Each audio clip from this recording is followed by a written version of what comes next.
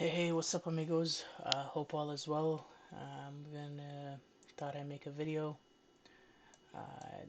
Today, we're gonna be talking about SPCE and just quickly before.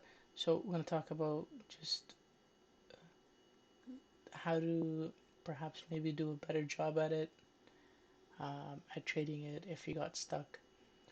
But with full disclosure, um, I know sometimes I make these videos where I'm making money.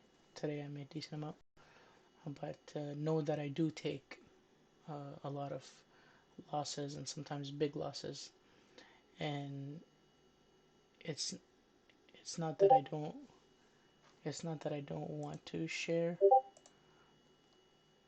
uh, but it's just sometimes when I take those losses, I wanna reflect and and just see what I could progress. And I will make videos on it, but it's just I'm still a work in progress. Oh, what is this guy saying? Okay, so I took a loss on Tesla and SPCE yesterday on the equity side, and today I shorted it. I made a decent chunk of my money back, and if it washes down tomorrow, it's gonna do a good job. So that's what we're gonna talk about today. And if you like what you see and the stuff benefits you, feel free to share with somebody, give it a thumbs up, subscribe. That way I know, and interact. If you have questions, I'm happy to help. And I know that, it feels good knowing that this is bringing value to somebody. And if I see that it's making a difference, like I'll be more inclined to post it. But just know that I'm not, I make a lot of mistakes and I take losses, so don't get the idea that whatever you're hearing from me is the correct thesis. Like, even though I have a disclaimer, blah blah blah, not an estimate, just keep an open mind to that. So this is the trade and execution on here. I'm just gonna talk about um, what happened and how I took it.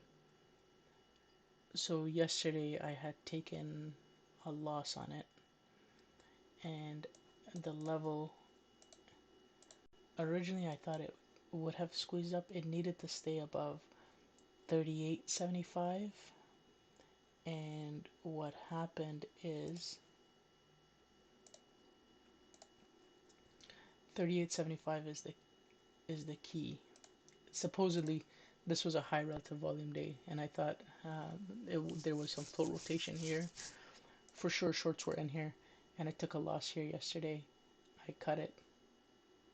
I cut it for a decent sized loss. I don't know. I think my average was like 34, 32, and I cut it here, which is that happened, and I took a loss on Tesla, just like I said. But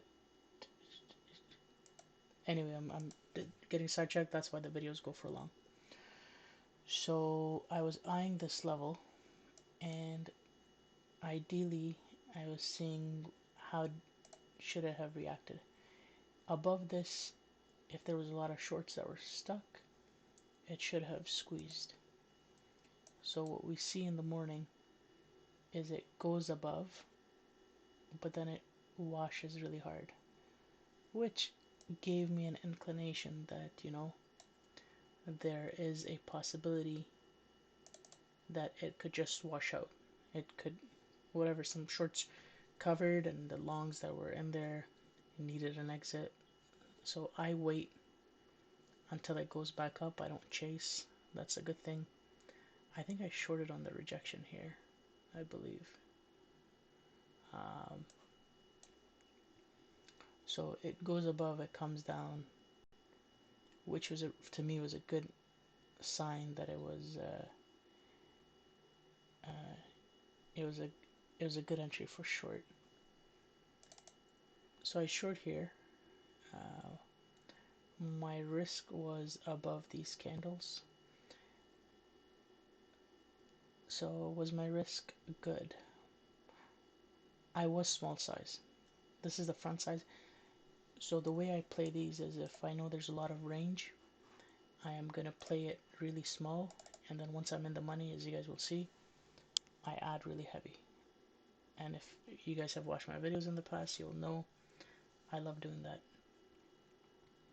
Risk was good, but I do remember thinking that I could have stopped out earlier. And I don't know if that was good or bad, and I'm just doing these things off the whim. Excuse me. I posted the charts here.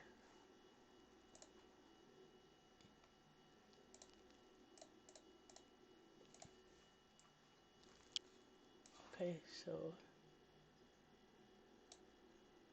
yeah, no.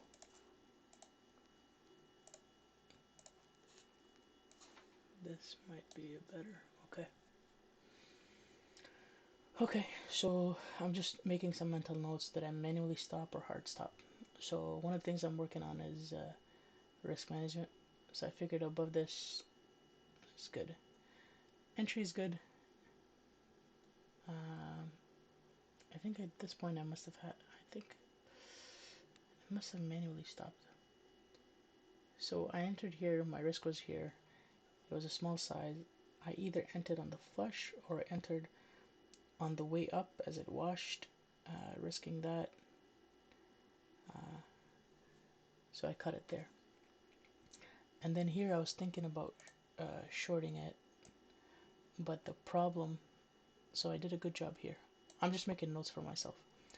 I remember definitely thinking and being able to short 42s, and then I told myself, I was like, listen, what the hell is the point of trying to top tick? There's 0 point. You're trying to top tick, I have nothing to risk against if I had short here. And I had a good friend, which I'll try to bring on voice. He did short it here and he did cover here. And I really thought about it, but I stopped myself on purpose. I saw a seller here, and this was relatively parabolic from here to here. And I'm kind of glad I did stop out.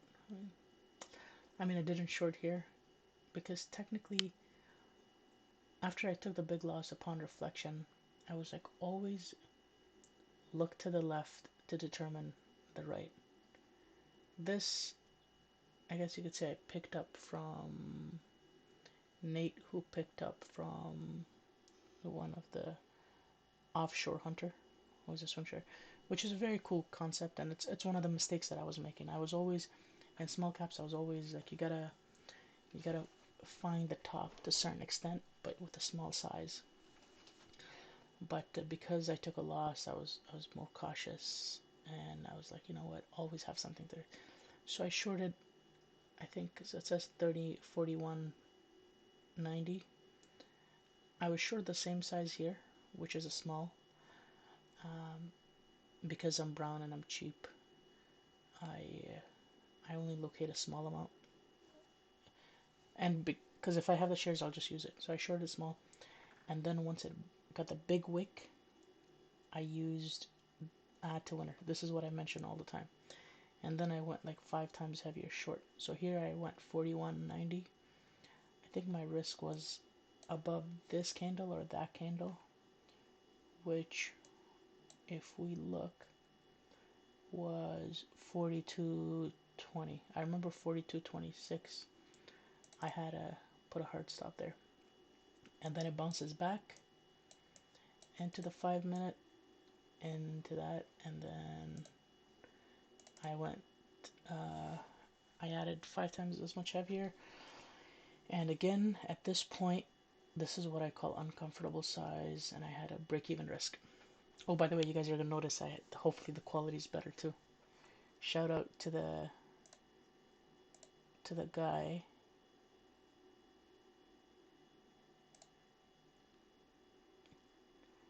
To Matt. Shout out to Matt, MGHT Trades. He told me about how to increase the quality, so thank you to him. So I shorted a lot here, and I guess I started covered very small. I think 1/8 or something. It's because it wicked and it reclaimed. And I thought about putting it back on, and I was like, don't. You can't add until breakdown. So this, the fact that it broke, came up. So risk management, good. Here, I gotta make notes to myself. Um, this was not bad. This was hindsight's 2020. This could have easily, it broke down and reclaimed. It could have easily went back here. It could have gone higher. So yeah, no regrets here. And then I'm covering a very small amount, and I covered, I think 2/3 here. So these were all small. 2/3 here. This was the last cover. This point here, I went long, and like a chicken, I think I sold it here, and I don't know what happened here. These are majority up to this point. I think it's longs, and then here I'm shorting break even, shorting break even. Yeah. Okay, so notes to self. I'm doing this recap for myself. What did I do here? So I shorted here. If I had, I probably shorted this. Did I stop out well? Yeah, I stopped out well because I was risking that level. Yeah. So here, as you guys can see, I probably shorted this. This is probably, I'm assuming this was all longs, and if I shorted this, I was probably risking that. Hard stopped it here. Did a good job. Good entry, good entry. And then I probably took a break even, yes. And then I shorted here again, break even.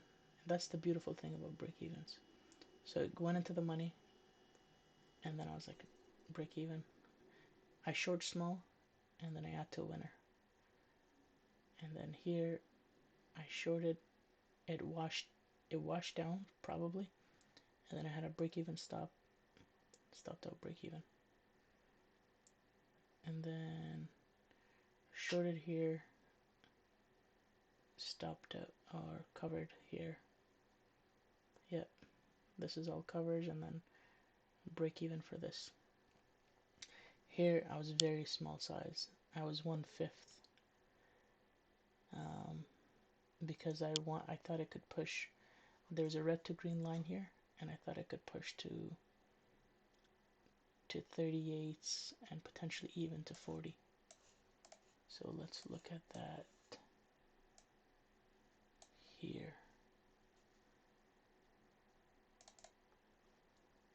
Yeah. So I shorted this, I think somewhere here.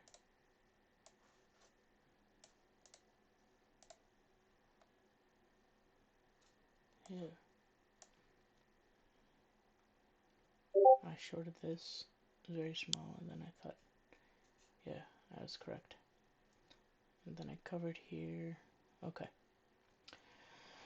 So is this a good trade? So when I shorted this, it went deep into the money.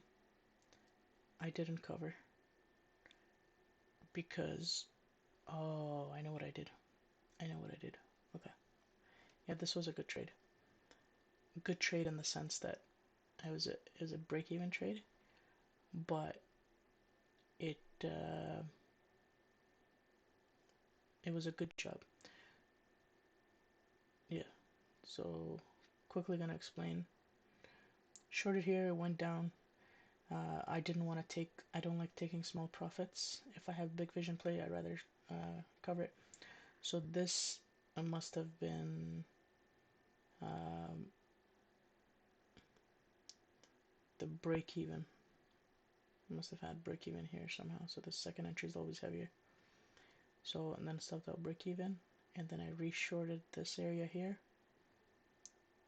and then yeah, shorted here, added to the winner, and covered very small here, and then added to the winner, covered everything here, everything short here. So that's what this was. Now let's quickly see if I can write on here. I cannot. Huh. Okay, so what are some of the goods here? I think I did a good job in having a hard stop. Like I had a risk level. I waited for the risk level. It's easy. I am a decent tape reader, but that shouldn't mean shit. Yeah, I have to wait. I did a good job on my patience on waiting, even though somebody indirectly bashed me. They're like, "You're bad, horrible," because I took a loss. Well, whatever, it's not a big deal. So did a good job. The goods, for self recap, the goods here are weighted for proper risk, something to the left to risk against because I'm shorting. And then I added to a winner. Beautiful. Had hard stops throughout the time. This time here, I got my butt saved multiple times because of break-even stops. Break-even, break-even, break-even. Because it's so easy. If you're using size and for something like this to trade 5 billion, it's very easy to lose money quickly. So good job on patience. Good job on adding to a winner. Honestly, good job on taking profits. Here, even though it doesn't look like it was a good cover, I think it was, because if I do this over 10,000 times, this would be a profitable cover. A bit of capitulation, reclaim, etc. And I'm glad I covered a large portion here. Again, same concept. Wicked, big reclaim. Let's see, how much was that? This was 34 to 37, $4 bounce. That looked in like it was gonna potentially reclaim. Happy with this cover as well. This cover as well. This was the final piece that I covered, and then I went long here. Good job on the long as well, because I had a clear risk. So this is one thing that I'm doing a good job at, and I should keep doing that. Something to risk against. Here, I took covers.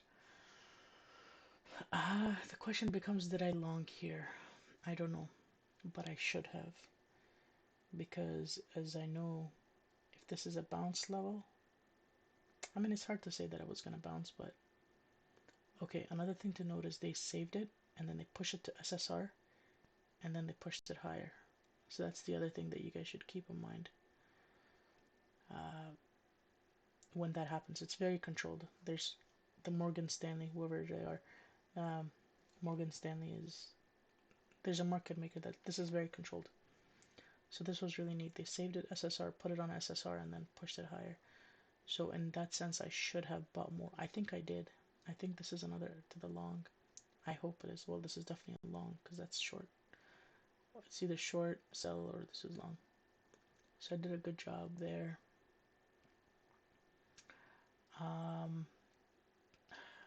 I have a feeling it's a short and a cover, but it should have been a long because lower high, higher high, lower low should have been a long. Here, toppiness.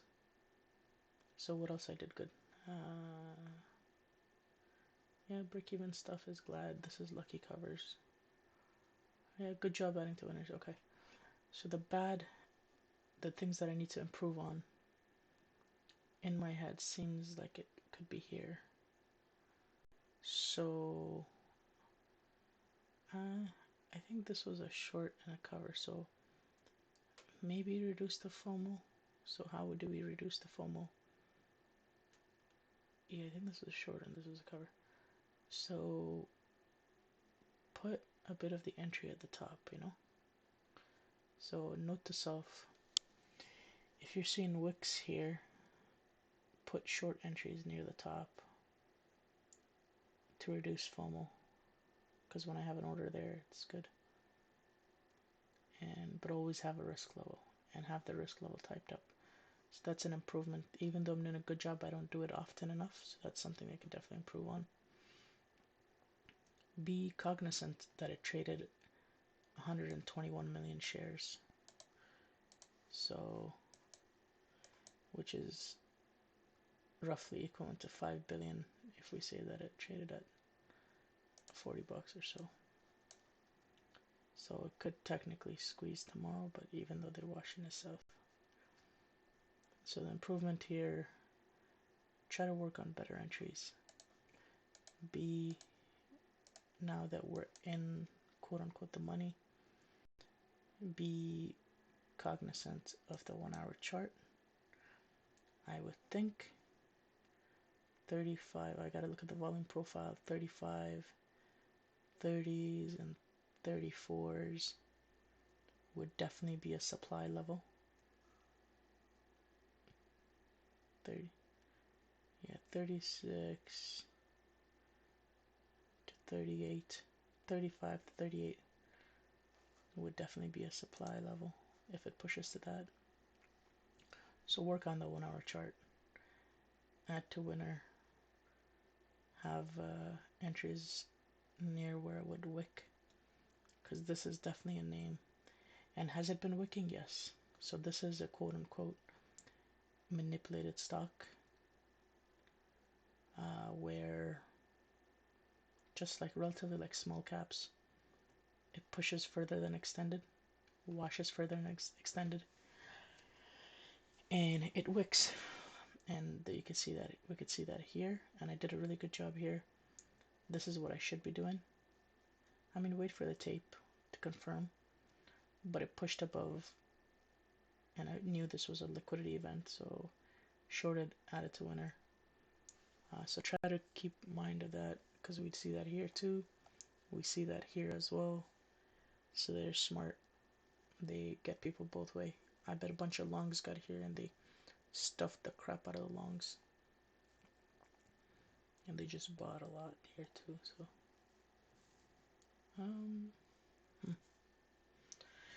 how would I grade the trade? So technically, I made 42 RR, and as you guys will see, I'm short a lot. So that was the equity day trade and sewing account. I've shorted a lot of calls. I have a lot of puts. This is a lot of. This is the everything is a short on here except for this one. Yeah, this is I shorted. So everything is a put, call, short, bear call, which is a vertical spread, except for today's February 28th. Okay, except for this one, just because I thought in case it gapped up, I had too much size. So yeah, how would I grade the trade? I made in day trade, I made like 42 RR, which is really good. Supposedly on average day, I make 3 to 4 to 6 RR is a good day. Grade, I would say A plus. Yeah, risk management, I would say. I think there was a time I took a bigger loss than expected. This I'm not a fond of, to be honest. This is I broke one of my rules. One of my rules is I don't add to a loser, but it did like 1/5. Ozark trades is yeah. Risk management, I would say A, not an A plus, just because I could have done a bit better. But overall, good job. Yeah, amigo, that's it. If you guys have any questions or anything, feel free to post below. Um, Let me know if this was beneficial. If there's any questions. Okay, so some people probably asked. Oh yeah. Okay, so this is gonna get long, and I know not a lot of people are gonna watch this, but I don't care because people say if it's long, it gets boring. So curious, why was the idea for short parabolic blow off, etc. So I'm gonna quickly talk. Shout out to C-Dub. Few variables were squeezed Morgan Stanley S1 offering. So why was I short this stock? The float on is today was a float rotation day with the institutions and everything and insiders. The float should be much smaller. I could be wrong, but it's like 30 million or something like that. If those institutions or whatever, they're not involved in it. Institutions or yeah. Um, so Morgan Stanley. Well, first it's a relatively, it's like, as you can see, it's a short squeeze. S1 is pending. S1 is pending with effect, and even though it's registered warrants, the offering price matters in this case, because in big caps, offerings are not necessarily a bad thing. So there's an offering looming. Morgan said that this happened in Morgan Stanley, and I'm pretty sure they're behind it.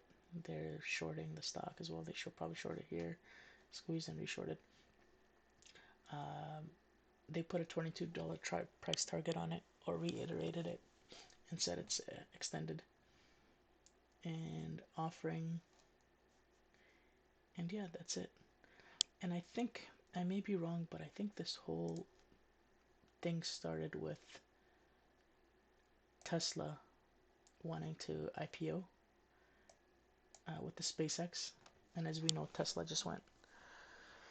Fundamentally speaking, it's way off Tesla, but people were thinking, well, this is the only public stock. It's worth it was worth like 1 billion or something, and Tesla was 50, 60 billion. So people are like, let's buy this because this will go up on sympathy, etc., etc. But what Tesla is doing is they said they're gonna IPO just a Starlink for 35 billion. So there's that. I think it's the valuation is off, and there's a potential S1 with the effect that could get an effect soon, and we would have a small offering, which is not, again, which is not a bad thing in big caps.